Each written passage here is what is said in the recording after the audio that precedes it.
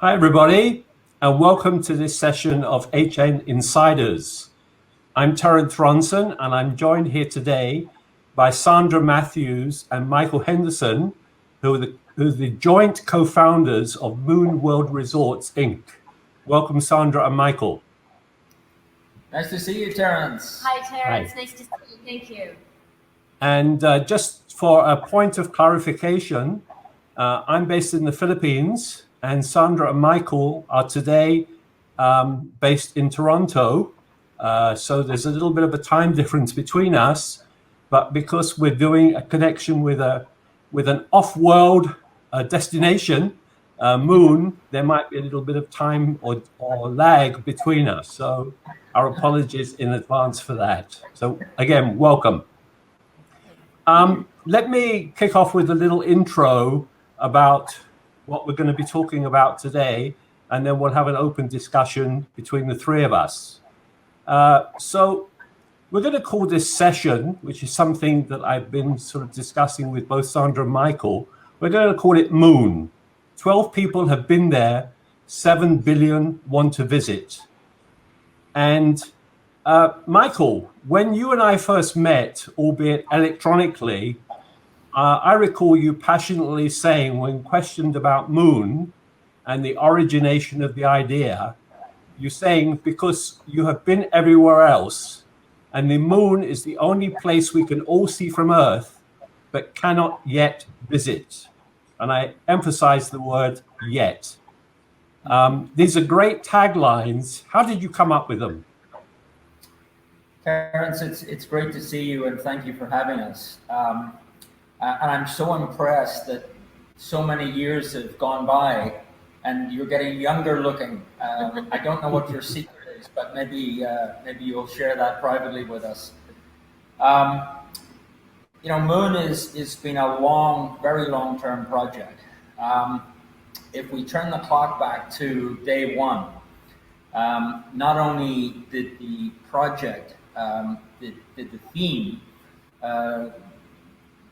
become so obvious to us, but all of a sudden, all of the taglines just came pouring out.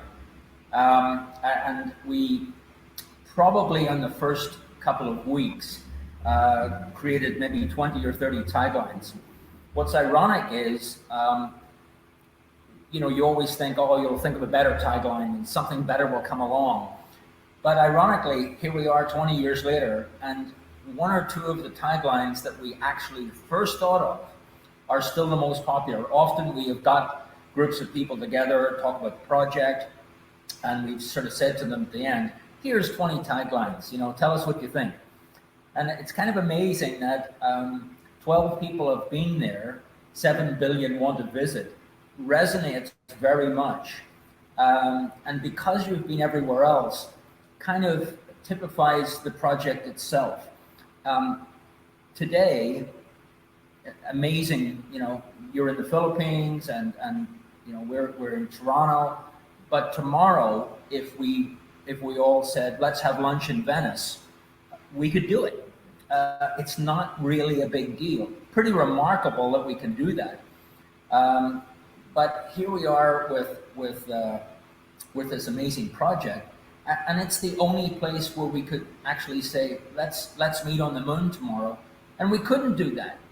And so, Moon, the essence of what we're developing is going to be for people who are travelers, who love to travel, who love to go exciting places around the world, but would just love in their lifetime to also visit the Moon. So yeah, it's the taglines just keep rolling off, and we get new ones all the time, but I'm not sure we're ever going to beat those first early ones. May I also say, no matter where we've traveled over the last 20 years with the project, whether we're in Thailand, Hong Kong, the Middle East, Spain, Europe, anywhere, everybody seems to resonate with the project, with the taglines, with Moon. They all get it. It's something we all look at. It's an inspirational beauty that people resonate and they all get it, just like when we first met you. and you still today, we're still talking the same language about it. Yeah, it's funny. I moved to the Philippines about 6.5, almost 7 years ago. And one of the very magical things about the place where I live is that we look forward to the full moon. And the reason I say we look forward to the full moon, because I would say that about 95% of the occurrences of the full moon, we're able to see it clearly.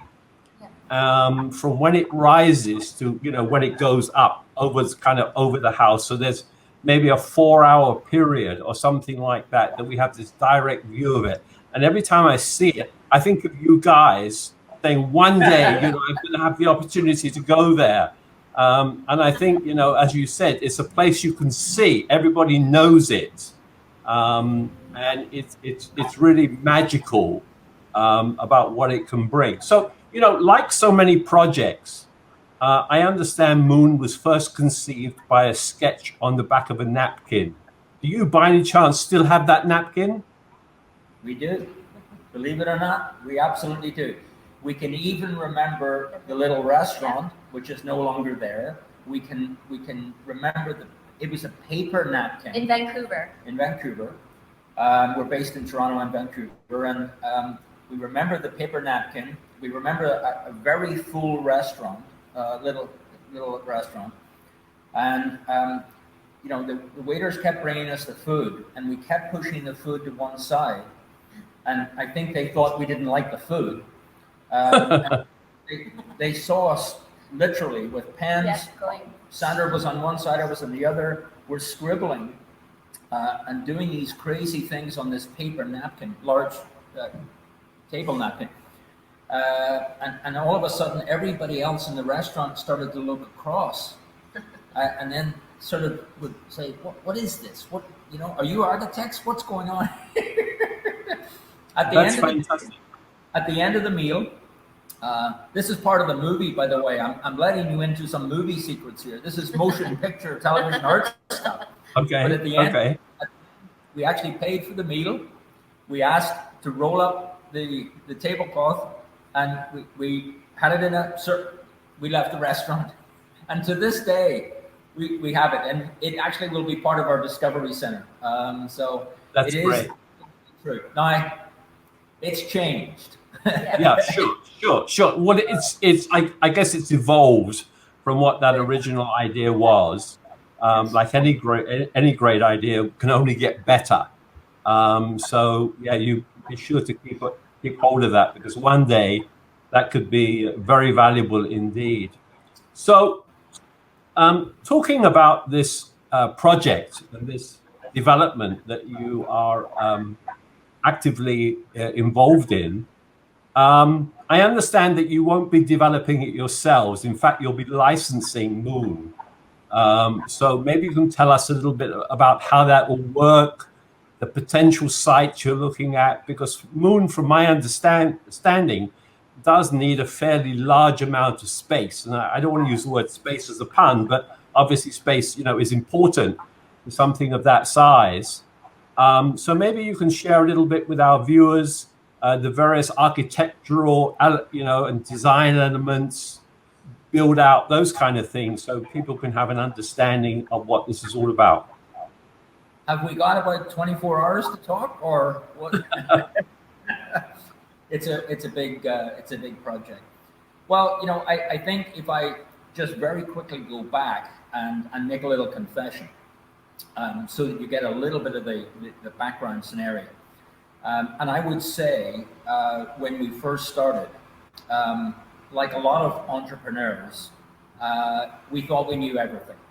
We knew we wanted to create something very spectacular, something very different, but we also wanted to have a brand name that was recognizable. Now, fast forward to today, we've had to go through a tremendous learning curve, a very long and a very expensive learning curve. But today, we actually do know what we're talking about. If I look back 20 years ago, maybe we were a little bit ahead of ourselves.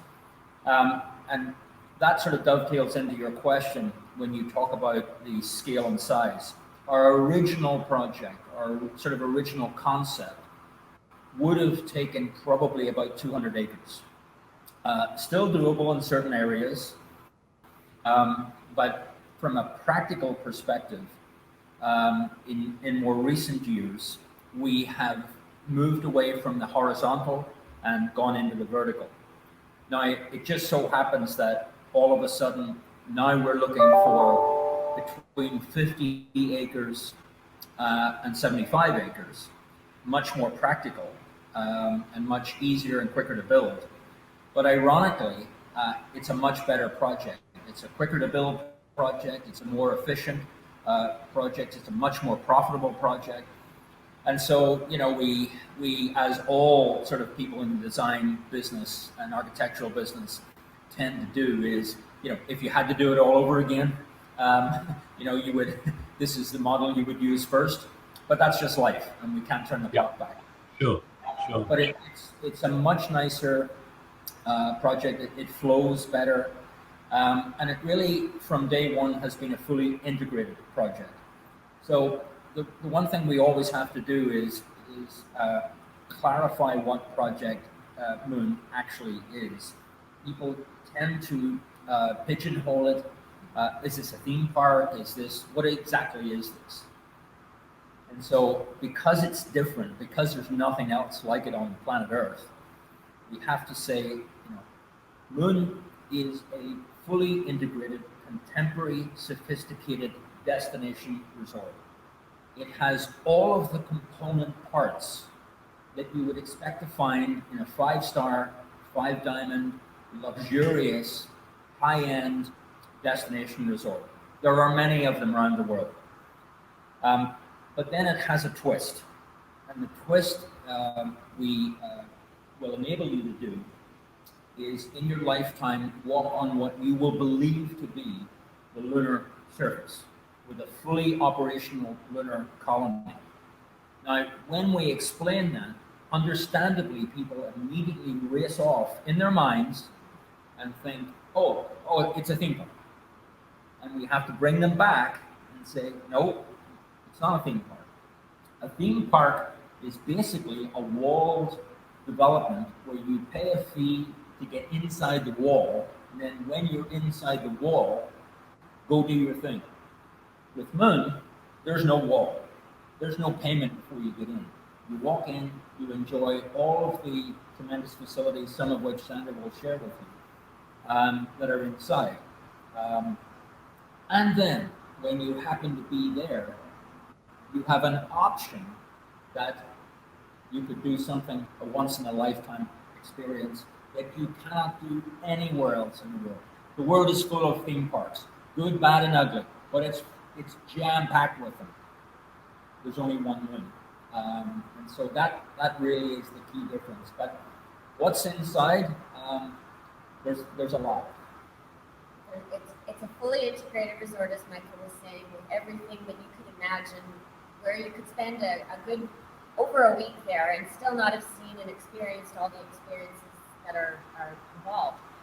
Wellness, health and wellness center like nothing else. We want to have something that will demonstrate all the different varieties of treatments and longevity.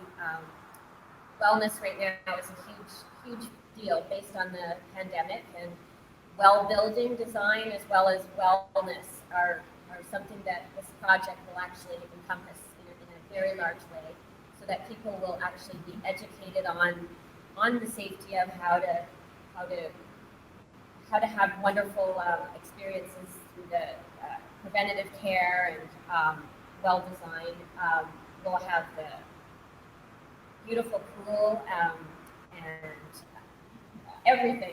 I start to get overindulged, because one of the things I wanted to say was that Moon is the bridge to the space highway, and it's going to be a place where people will come and be educated on everything, whether it's with the environment, with space and technology, with health and wellness, with entertainment. It's going to be your next level, and it's something that will educate all the masses. It will be something open for everybody to experience.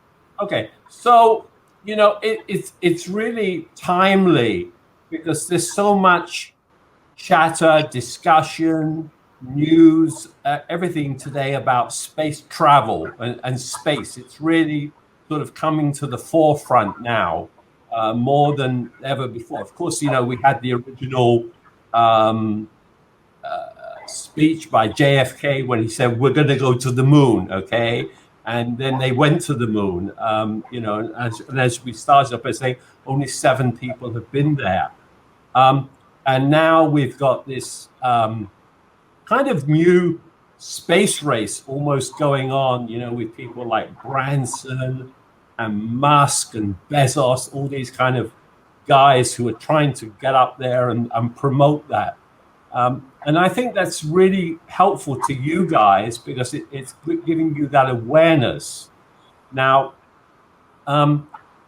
having this concept or this project come along and hopefully getting off the ground soon is some great news, especially we've all been locked down for such a long time, and the hospitality and tourism and travel industry has been one of the most affected out of everybody else. And this is some good news that gives us some optimism to create a new destination that people and a wonderful experience that everybody wants to have. So is that helping you guys? It really is by default. And kind of what's interesting is, from our perspective, when we first started, of course, we thought, oh, this will take a few years and it'll move really fast. And within 5 years, the first one will be built and, we're going to have a great life and so on. But it never quite works that way. But what's ironic is at exactly the same time as we started, and again, by pure accident, Musk was getting SpaceX off the ground. We actually met with him. And Richard was getting Virgin, sort of the first inklings. Jeff was still very much, involved in Amazon, but always had an affinity to do it. But when I look back at Richard, who is a brilliant marketeer, as we all know, in those early days, he was saying that 2006, 2007 would be the first passengers to go on Virgin Galactic. And here we are, 2020, 2021, it took a long time. So we sort of comfort ourselves a little bit because it's also taken us the same length of time. And the truth is, along the journey, things happen. And I can tell you the things that have happened to us in the last 20 years that we could never have planned for have happened. And you're right, Terence. I mean, the travel and tourism industry was not planning on COVID, but neither were they planning on the 2008, 2009 financial crisis, and on and on. And so eventually, through perseverance, it is true, if you keep going, if you've got a great idea, if you've got a good concept and somehow you can keep going, maybe you'll get there. And so the space tourism guys have kept going. They've had the perseverance, they've had the capital to keep going. Somehow, a lot have failed that we never even hear of. But the three key ones, and there will be many, many more, have kept going to their credit. And now here we are. What's helpful for us is, as Sandra alluded to earlier, we have always thought of ourselves as the bridge. And so what we mean by that is it's not that easy for people to put $250,000 on a credit card. With Moon, you're going to be able to walk on the lunar surface, an authentic lunar surface, and explore an authentic lunar colony, which is going to blow your mind, for $500. So there's a lot more people that can put $500 on a credit card than $250,000. And so we provide the bridge. We get people excited about space tourism, and we let them actually participate. If you remember back to the JFK speech, you remember when Apollo 11 landed on the moon, everybody around the world was delighted to sit and watch a black and white television with crinkly sound and crinkly pictures and everything else. And we were all absolutely, blown away by what we were seeing. Today, in a global, sophisticated society, people don't want to just simply watch a television screen. They want to become part of it. They want to enjoy it. Yes, when we see a SpaceX rocket take off. Yes, when Virgin Galactic takes off. Yes, when Blue Origin takes off. It's wonderful. It's brilliant. It's fantastic to watch for a few minutes. But as these become routine, people will somewhat get frustrated. They want to actually be in it. When you see the Airbus A380 come out, stunning, beautiful piece of engineering. So you want to get on it. Well, guess what? You can. And so space tourism is going to be about, yes, a certain group of people who actually want to pay $250,000 for the journey. But there's also going to be millions of people, millions around the world that want to participate. But 250 maybe is a little bit of a stretch. So Moon slots in to that beautifully. We give you the ability to become an integrated part of space tourism at an affordable price point.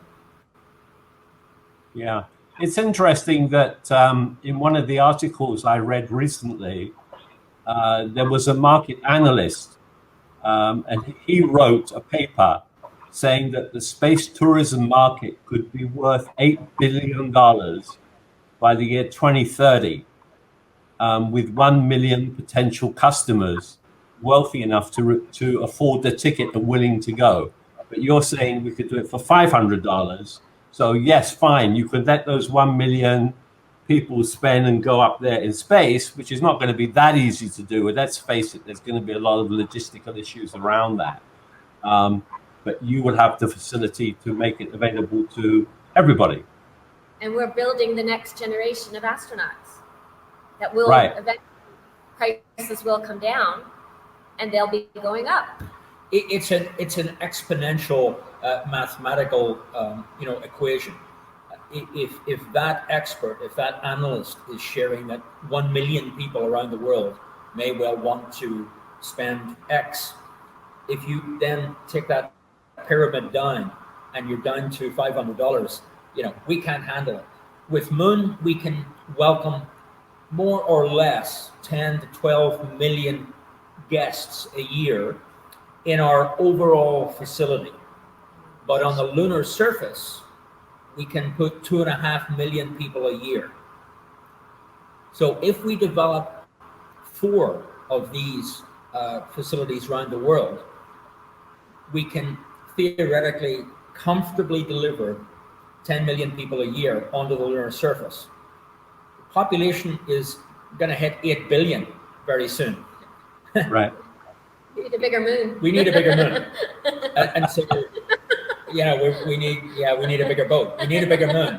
And so our problem, which is going to sound probably a little bit bizarre to some of your hospitality and entertainment viewers, our problem and our challenge, one of our biggest challenges is how do we instigate a crowd control issue, and I don't mean I don't mean the place is going to be overrun, but we just have to really we want the guest experience to be 5-star. We want it to be a really nice experience, but we also know that based on the global interest in becoming part of space tourism affordably, it's going to be pretty crazy. Yeah.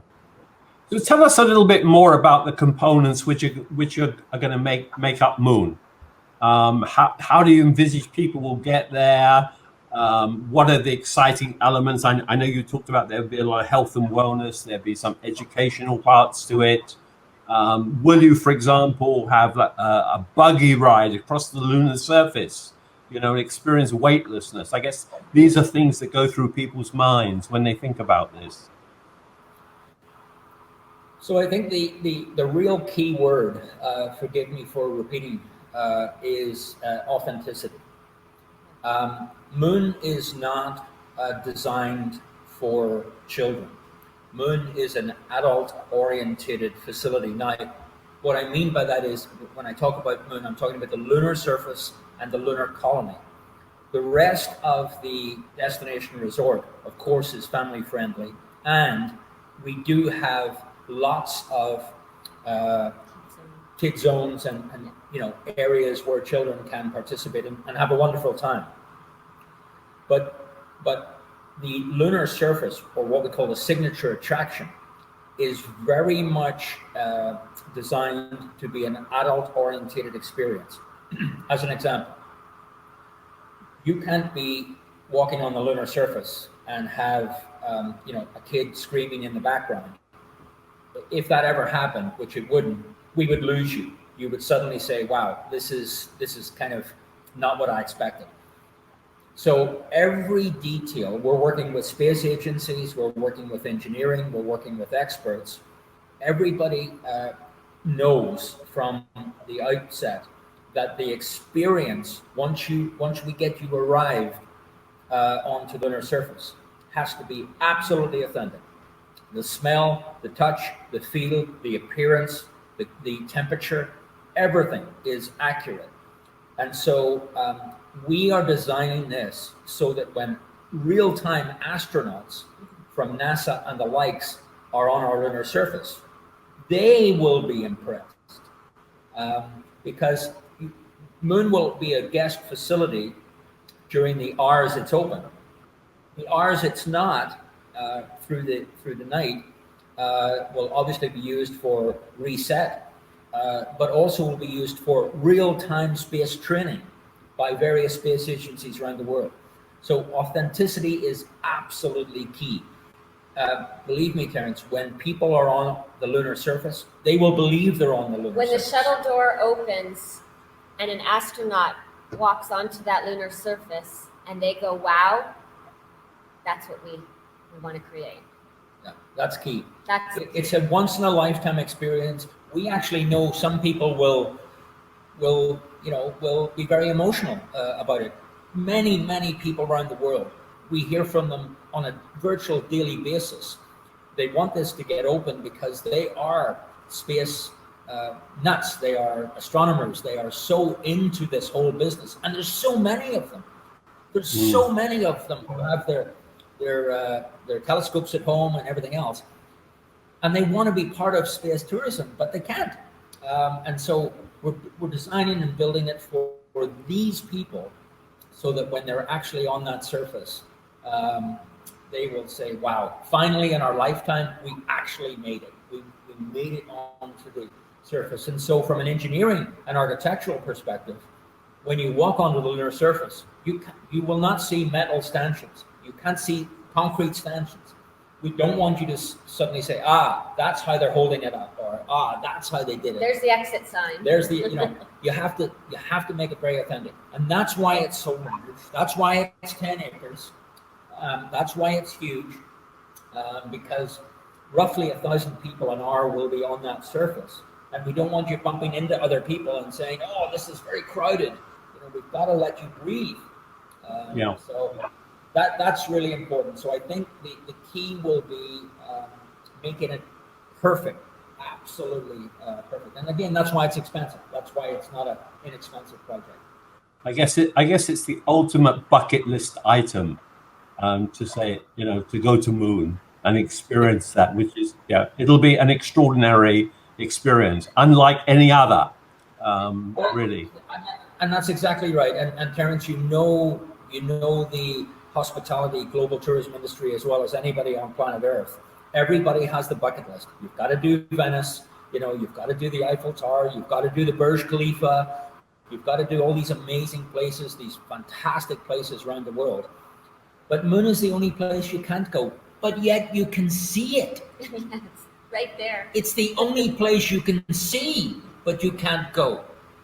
We have the largest billboard in the world, and it's free, and it just happens to be stunning, and everybody loves it. When was the last time you were standing beside someone, you said, look at the full moon? When was the last time they said to you, oh, I'm not looking at that, it's terrible, it's boring? Everybody just looks at it, and the jaw drops.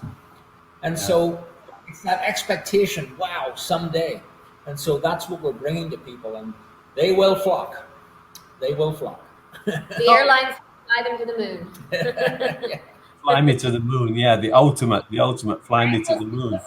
We'll bring Frank back. And then you complement all of this experience with the 5-star restaurants, with the entertainment, with the nightclubs that would be something out of this world, with the wellness, with every other component that you can imagine you need to surround yourselves with.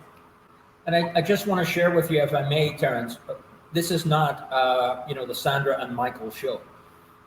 We have over 75 global companies, the best in class, associated with this. Architects, engineers, designers, some of the most amazing people. We're actually speaking to you today from one of our very, very early partners, an amazing design company, Johnson Chu, CHOU Designs.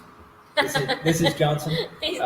We happen to be meeting with Johnson today at his studio in Toronto, and my point is, we've been very lucky actually to bring expertise from all around the world. Exactly. To create this, because it's difficult to pull off something that is perfect. If you talk to the guys, Imar, who built the Burj Khalifa, potentially the most spectacular building in the world, they will tell you it was not easy. Of course. So tell us a little bit about some of the potential destinations that you could see Moon being positioned in or on or whatever, that you have been talking to or have found some interest from. Spain is one of my favorites. That location is probably one of my top favorites, and certainly the Middle East in Abu Dhabi or Dubai. We've got other locations in Asia. I guess when we originally... Certainly the United States. I mean, we're not going to lie that this would sit very well in Las Vegas. It would sit very well in California, we believe, as well. Yeah. It's kind of... I think when we originally started, we sort of said the world could take 7 of these. Yeah. And it could, of course, because the population just keeps rising, space tourism just gets more exciting, and so on. And then maybe because we got older, we sort of started to reduce that a little bit. And finally, I think we settled that we will license 4 of them in the world. One in North America, which would be the United States. One in Europe. And we really like Spain. We spent a lot of time in Barcelona. That area we really, really like. And it makes sense. One in the Asia Pacific region. And China makes sense, Japan makes sense, Singapore we spent a lot of time. Thailand. And one in the MENA region, which would be the Gulf. The UAE, KSA now is very much into tourism, which it wasn't before. Qatar also. So we'll end up with 4. Which one comes first, we don't mind. There's a lot of criteria that goes into the methodology of these 4 regions. Specifically, you really want nice weather, because Moon is an all-year-round destination, so no surprise there. You need significant infrastructure, because if we're welcoming 10 to 12 million people a year, you have to have an international airport close by, highway systems, infrastructure in place, so on, staffing. You want a population within those areas that can support a big project. So, North America, 500 plus million, MENA region, 500 plus million, Europe, 700 plus million, and so on. And then you go to Asia Pacific, 4 billion plus people. So it's easy to see that these will be very much supported in those areas. But it's exciting for us actually because Moon for a country and a corporation makes perfect sense. From a country's perspective, they're going to create something unique. They're going to bring millions of tourists. They're going to get a lot of taxes, and so on and so on. It makes perfect sense. For a corporation who are in the hospitality or entertainment business, or have aspirations to get in, they've got something that's different.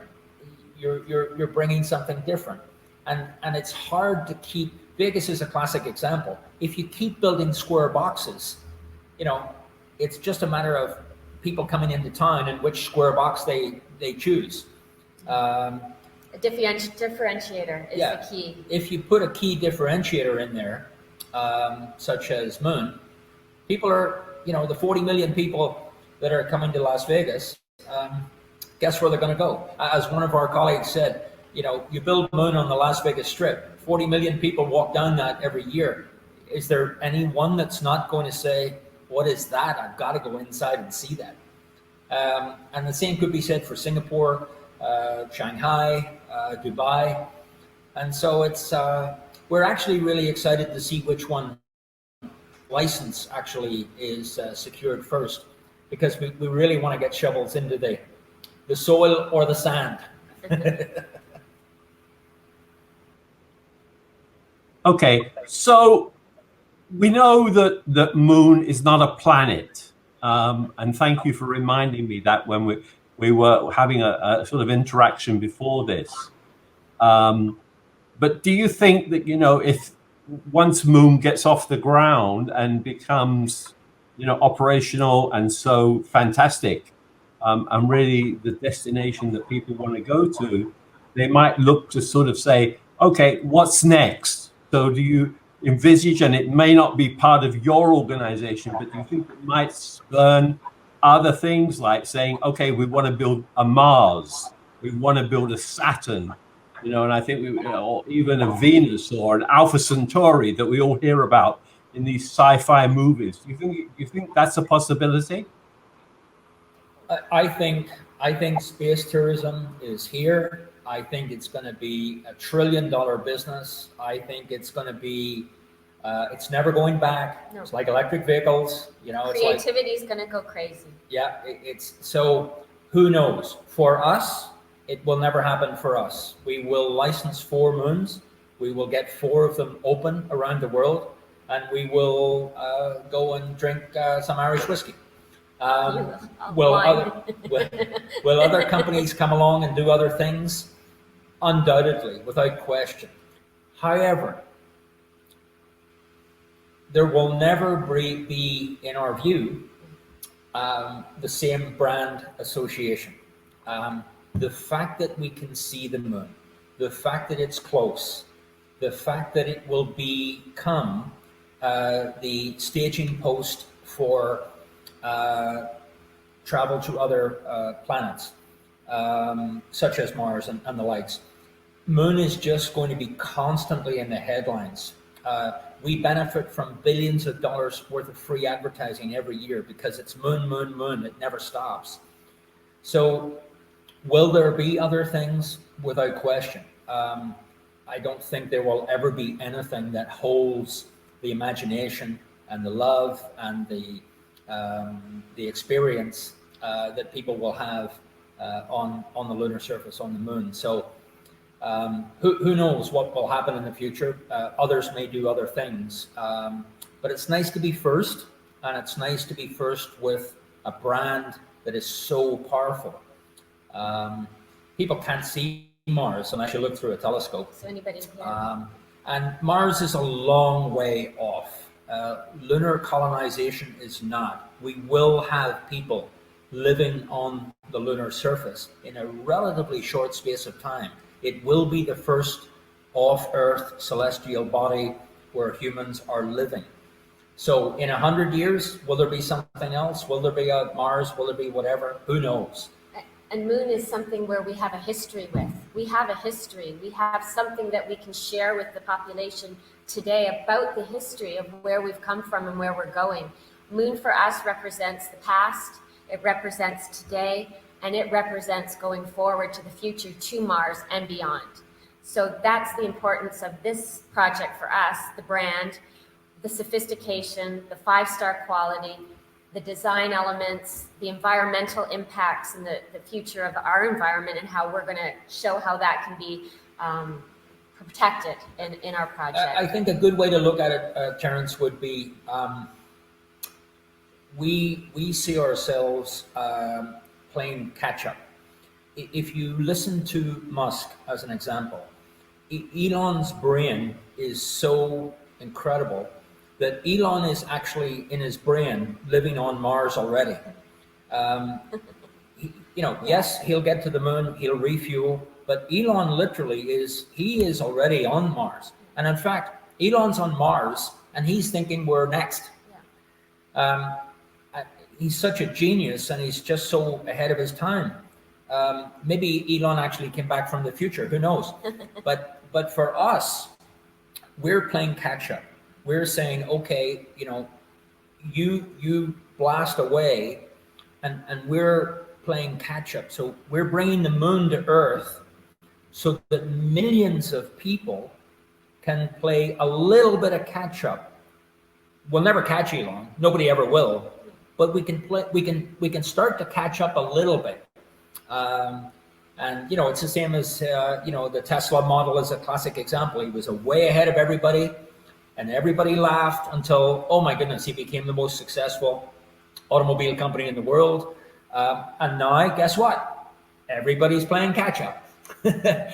So we're a catch up model. We're trying to catch up by saying, okay, what can we do so that millions of people can get involved? And so long-winded way of never ask an Irish man a simple question because you'll be here all day. But in short, yes, other things will come, but they will never be moon. Yeah, I have this niggling suspicion in my mind that he's going to put himself on the Mars mission and be there, although he knows in his mind it might be a one-way ticket. But like he already put his car into space a few years ago, I have this feeling that he's gonna want to be on that. So we'll wish him the best of luck in that endeavor. So talking about the things that the services, the facilities you're going to be providing or offering on Moon, a lot of these are going to be. It's not like the current experience we all go to in a 5-star, 5-diamond hotel, where a lot of it is kind of a derivative of something that already exists. You guys are going to have to create a lot of new stuff, right? So new experiences, new forms of health and wellness, etc., etc. And have you thought about creating your own form of currency, like a moon cryptocurrency? Well, ironically,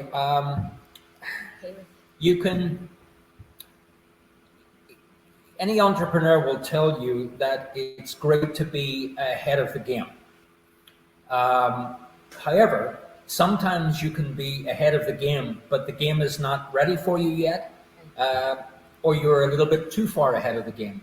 When I look back at what we have done with the company, we were thinking about doing things 20 years ago and thinking how great they would be, but they weren't actually available to us. And so we've had to wait this time for architectural components, engineering components, technological components to catch up with us. And maybe you could say, well, you were far thinking and that was great to be, ahead of the game a little bit, but it's not always the case. You kind of have to wait. Cell phone technology is a classic example. You know, back in 2000, there's a lot of things you couldn't do on your cell phone. Today you can, as you know, pay for things on your cell phone, and really there's no need for cash anymore. So I don't think Moon will accept cash anywhere. I don't think there'll be any such thing as physical currency. You know, even getting into your hotel room and you know, scanning yourself around the place. You know, all of that technology is pouring in now, and it'll all be available on Moon. As an example, when you book your lunar excursion from home, you'll have a full video system to tell you everything that's going to happen on your journey, even before you get on the plane to come. So, you know, all of that is coming. So yes, it could be crypto, and who knows what's coming after crypto and so on, but we will be leading edge. Your other point about, you know, we'll have to do everything differently inside Moon. Yes, we will. However, we never wanted to try and reinvent the wheel. So we never wanted to say, okay, let's create an amazing hotel and then try to figure out how that hotel could be serviced. There are brilliant operators around the world. Right. The Four Seasons, amazing. Right. Jumeirah, amazing. You know them all. They're brilliant at what they do. So why would you try to reinvent the wheel? So the hotel component will be operated by a 5-star, 5-diamond group that know exactly what to do. Yes, Moon will look different. The suite inside Moon will look different, but the service quality that Four Seasons, as an example, can provide will be there. So we will be using somewhat traditional component operators to operate the components, but it won't look like a typical. It's taking them to the next level. Help, you know, together. And even in health and wellness. Yeah. If you were to go back 20 years ago in the spa wellness business, facials and what's just the basics. Now it's turned into wellness and preventative care and all different things. So you've seen that industry evolve. You know, so it's evolving. In a way, I think, Terence, we're benefiting from space tourism, no question. You're 100% correct. I think we're also benefiting because the world has changed in the last 20 years. People are looking for amazing experiences in very special locations. And not the same old. Yeah. Yeah. Well, you know, as you said, Michael, before, we can have this discussion for an extended period of time. We can go on and on and on. But I think what you guys have done is to given us a great insight into what people can expect from Moon when it eventually comes around. It may be a little bit more than the next 28-day cycle, but certainly we're all ready. And in fact, I am ready. I have my hat. Ready, which you sent me a long time ago. So I'm ready to wear this and go on my Moon mission to whenever and wherever that might be. So I want to thank you guys for this. It's been really great, and I wish you the best of luck. And I hope that 7 billion people have the opportunity at some point to visit Moon. So thank you very much indeed. Thank you. Thank you. Thank you for having us, Terence. And keep that cap. These NFT things, that might be worth a lot of money one day. Well, we can, what we can do? We can auction it together with your napkin. That's what we can do. Love it. Okay. Thank you very much. And do take care. Thank you. See you on the moon. Thank you. Take care.